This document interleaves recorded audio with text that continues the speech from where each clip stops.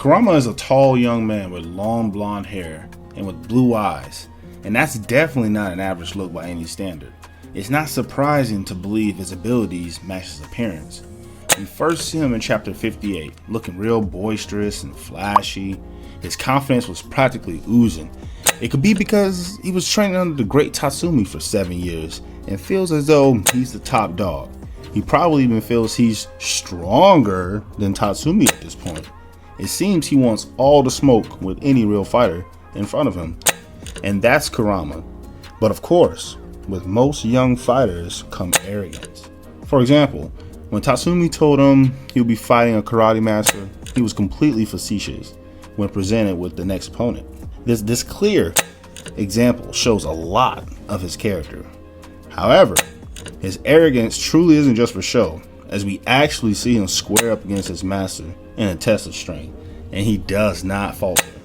So when we see him actually fight his first opponent, he's relaxed. It even slightly taunted him, only to deliver the first devastating blow, ending up bending his breastbone with one punch, all while seemingly glowing with confidence and bravado, which actually led to his next opponent proclaiming he's next to actually end up doing much better than his previous guy.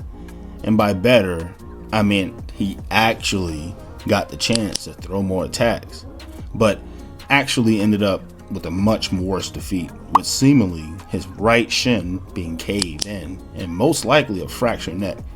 Kurama completely throttled him, what Tatsumi actually predicted. So he prepared an actual deadly karate practitioner that will hone Kurama's skills. The man known as Junmei Kuga seems to have a past with Tatsumi, along with discussing his up-and-coming protege, Kurama, which even in the face of a true master, a true threat, he still was disrespectful, calling him an old man, even asking if he has to fight him, downplaying Kuga entirely. Not the smartest idea objectively, because Kuga even seems delighted to cause pain. Almost giddy. He asked Tatsumi if he could send Kurama to hell. And what gets me is Tatsumi says, even if I say please, don't do that, wouldn't you listen anyways?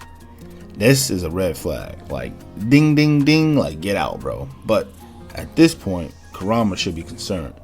But some people need to learn the hard way, because after they begin to fight, Kurama didn't even have the chance to finish his blow before Kuga countered with a devastating, disgusting Sunkai punch. Then it followed up with a traditional karate punch straight to the bridge of his nose, causing Kurama to actually think to himself, great, this guy goes for the kill from the start. Like, he actually wanted this. Crazy. Kurama's character is gravitational. His attitude is arrogant, and because this young man truly loves fighting, and his fighting spirit is just as real as the next master, he's just, well, Kurama. And after getting his face smashed in over and over and over and over to the point where he cried out like a baby, only then did Kuga stop. However, viewer, you must understand, this isn't a bad thing. No. Kuga stated that he took the deadliest kicks to the face. It's akin to being kicked in the balls, and Kurama took it because his training was very polished. And even a closer glimpse at Kurama's training is that he knows when to play weak or act defeated, because the entire time Kuga was exposing the secrets to his Sunkai punch, Kurama was listening and only sat up to answer the phone for his girlfriend and completely downplayed the situation. He'd even casually talking to his girlfriend as if nothing is going on. It even said he will meet up with his girl soon, and even asked Kuga, how long will the match be? It was enough to make me chuckle, let alone Kuga. I mean, this guy smashed your face in, and you're asking him how long the fight is gonna be. Like, you're in control, right? And Kurama tells his girl, I see you in 30. And then now we're gonna get into the real fight, guys. Now we're gonna get into the real fight, because as soon as the fight starts, It's as if we didn't even know Kurama was fighting seriously, because he was getting his ass whooped again. And this time, Kuga even told him where he was attacking. But as we see, he was getting pummeled. We do see Kurama also trying to time and copy the Seiken, and actually lands his first attack. It even started to gloat a bit, saying, "I nailed it dead on." And after Kuga gives him some praise, and Tatsumi as well, Kurama tells Kuga, "Your techniques won't do shit against me," which completely shocked Tatsumi and obviously pissed off Kuga. And as we see, Kuga moved faster than we've seen him thus far, but it wasn't fast enough. And Kurama countered him with a kick and rushed down and kicked Kuga. And at this point, I was happy for Kurama. Shoot, Tatsumi was happy, even provoking Kuga, causing him to actually attack Kurama, dislocating his jaw and just putting the hands on him, and just doesn't stop. And we truly see Kurama getting beat down, enough so where blood was splattering outside the ring and got on Tatsumi's face. And even Tatsumi asked, "Is this enough?"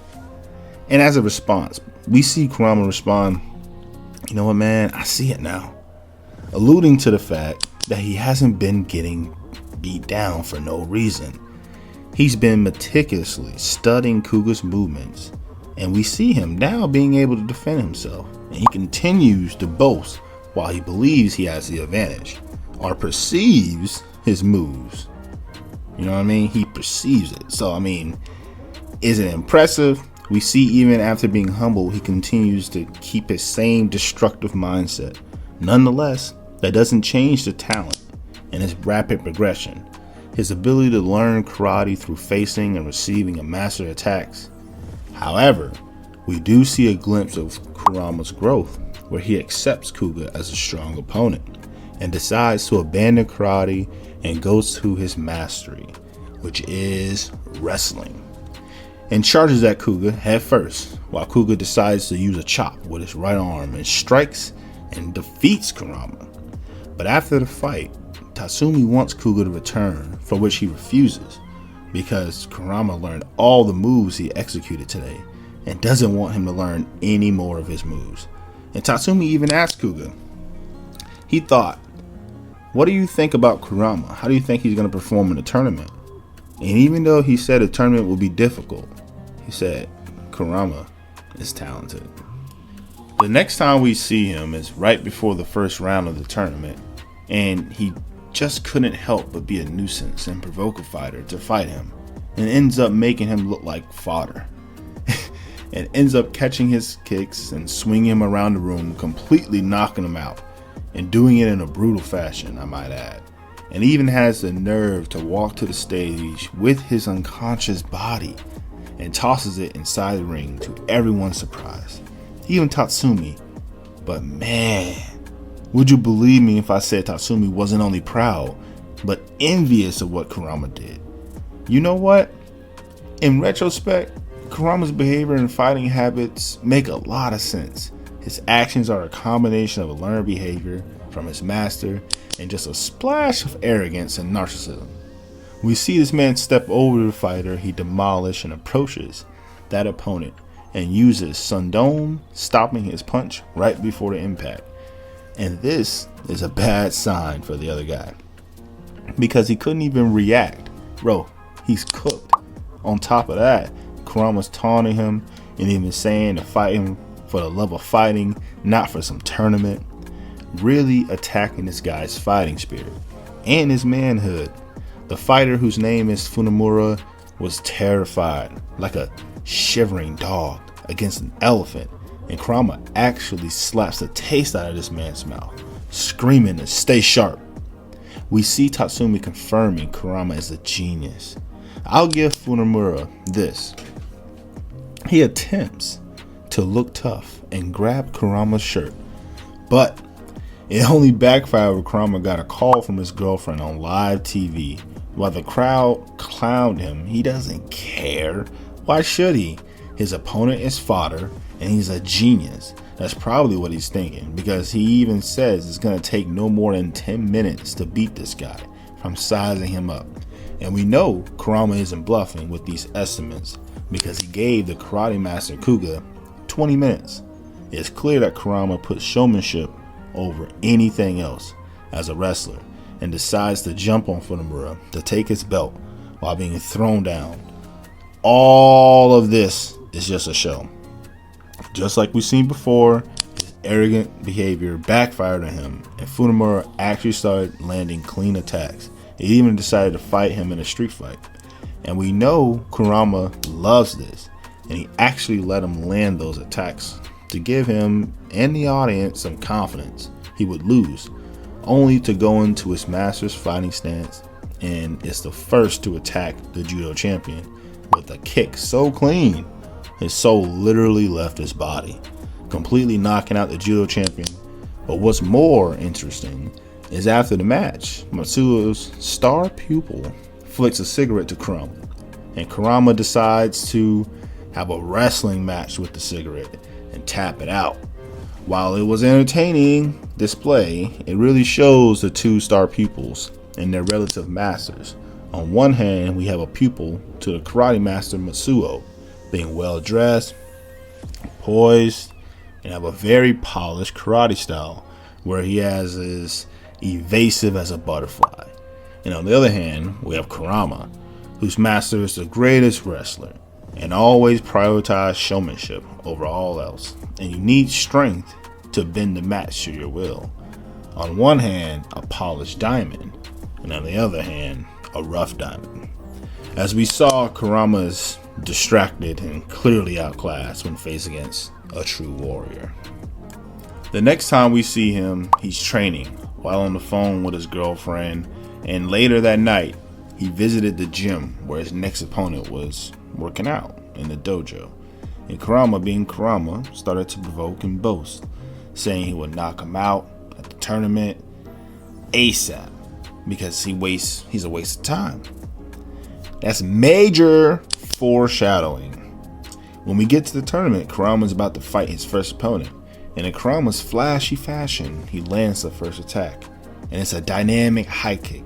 And even though it was partially guarded, it did heavy damage and was supposed to be a point for Kurama, but the organization wants to protect their fighters as much as possible. It's getting to Kurama, even talking during the match isn't allowed. Now, Kurama is using this against them, just going to rain down hell on their champion, refusing to let him fall to the canvas. And Kurama put him in a chokehold and held him tight while his opponent desperately tries to punch. Kurama, to get out of this hole, it was to no avail, okay? Kurama was making a clear statement that he was locking eyes with Matsuo himself and begins to taunt more and more, and even ends up completely lifting the champion in the air while being choked and slams him down on the canvas to secure his victory, to the Karate Association's embarrassment. All while Kurama was being interviewed after his fight, he was doing his job and putting up a show, downplaying his encounter with Matsuo, saying he boasted about how strong Kurama was. But the reality was that Kurama was seriously impacted by Matsuo because Matsuo said to win all the matches. Please win all the matches so I can kill you on my own hands and you can die like a warrior. While we see Kurama's next opponent, Kenji, is similar to him in the fact that they both have girlfriends, and that seems to be a big motivation for them to fight and be seen as strong. Kenji even goes as far as to wager his own girlfriend, unprovoked, I might add. What a loser, bro. They both waste no time making it known they want all the smoke, and Kenji over here gonna crash out, I swear. Kurama is so disrespectful. He isn't even using techniques to fight Kenji. He's toying with him, and then he sent him flying with a drop kick. Kurama, no matter the opponent, has to be extra. No matter what, it's his biggest character flaw. Despite the fact that I believe in Kurama, I know that he doesn't care, and he puts that much value on showing out. He's just now telling Kenji where he's going to attack. And boy, oh boy, Do I bet it felt good to some to see Kenji land a clean kick between Kurama's nose and mouth, blew out his teeth, and sent him flying back. But as quick as Kurama fell, he was back up, smiling, ready to do some damage now. But at first, it seems Kurama isn't in control as Kenji land blow after blow after blow. But all the strongest warriors watch and notice Kurama is in control and actually gets Kenji in a headlock. And his headlock looks brutal, man. Just have no idea how his head didn't just pop, to be honest. Kenji just couldn't get out of it, and Kurama tossed him to the side like garbage and won the match. And after the fight, Kenji actually hands over his girlfriend, and like she should, she hits them both and leaves, and they both are focused on her. So we see clearly Kurama isn't actually what she said. I mean, he is what she said, and that is a bully, a talented ego maniac. We see Kurama confronting Nagata and making it known he was disappointed in his fight, and proclaims in his next fight he's going to make the karate master use wrestling. And Kurama, even when confronted, he taunts and provokes his opponent. No ifs, ands, or buts about it. So by the time they start fighting, Kurama is doing his normal BS, but his opponent is truly serious. He lands the first attack and actually cracked his sternum. Yet, Kurama puts up a poker face and pretends it didn't hurt.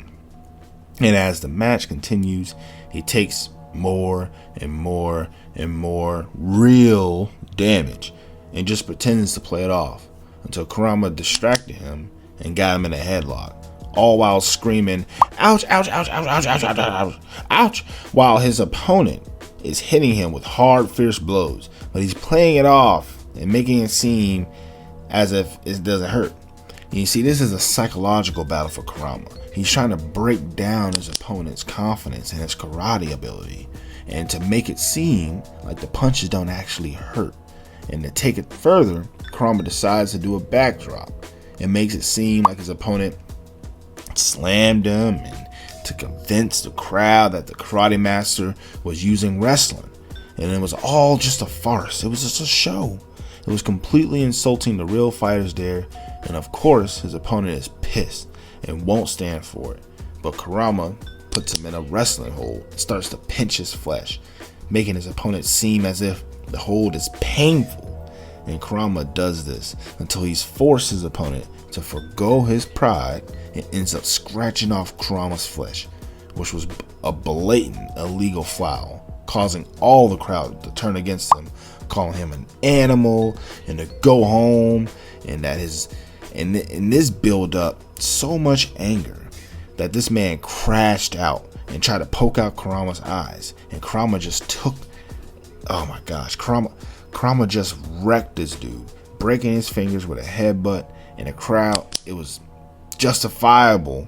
They rooting for him, you know what I mean?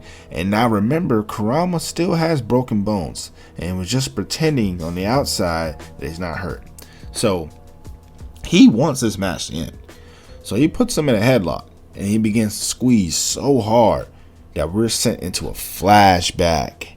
And we're going through when this guy was weak and how he was training and that he's strong. And the Kurama, being the showman, he decides to release the hold. Now this guy's all pent up, you know what I mean? He's thinking about his childhood, so he's not in his own mindset right now, okay? So we see him act desperate in front of everyone, and it puts Kurama, you know what I'm saying, in a state where he's seen as the good guy, you know what I mean? So he ultimately fulfills what Kurama said he was going to do. He started using wrestling.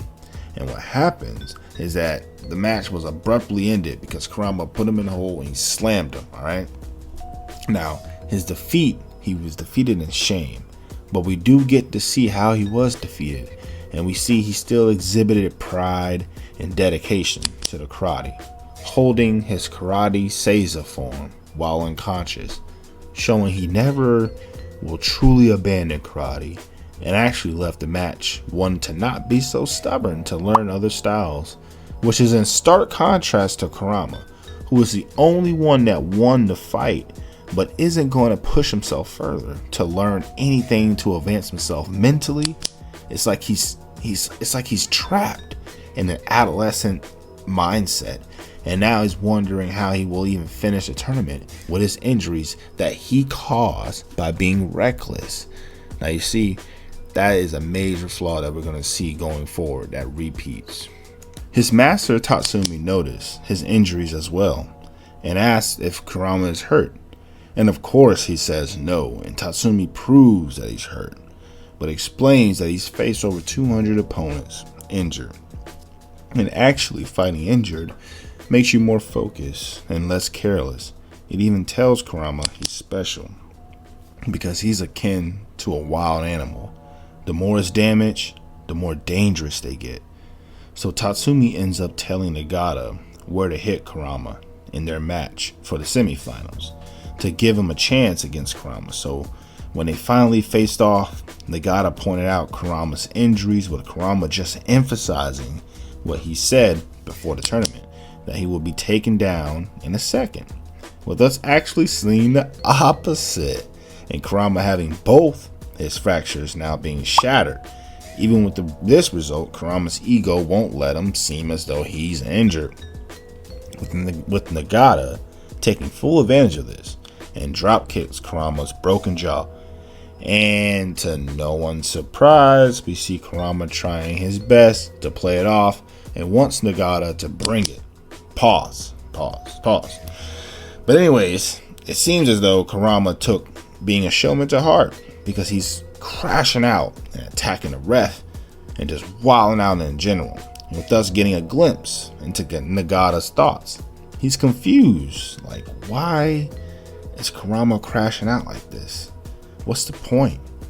And then he realized that Kurama isn't hurting him at all, and it's all a show to get himself disqualified and make Nagata be a hero. Man, oh man.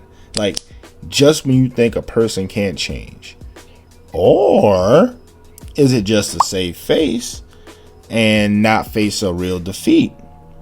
We do see Tatsumi claiming responsibility for Kurama's actions, which I can't disagree with, because they're both showmen and it's all an act to them, to the core, We see after the tournament, Kurama is training, and even though his abilities are growing, he's still stunted mentally. And it was shown when the main character Tamba challenged him to a street fight after watching him in a tournament.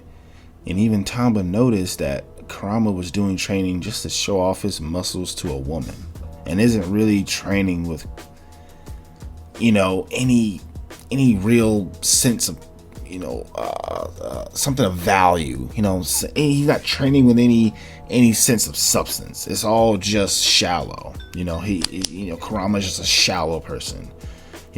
So then Kurama actually ends up attacking Tamba, and obviously the attack was easily deflected.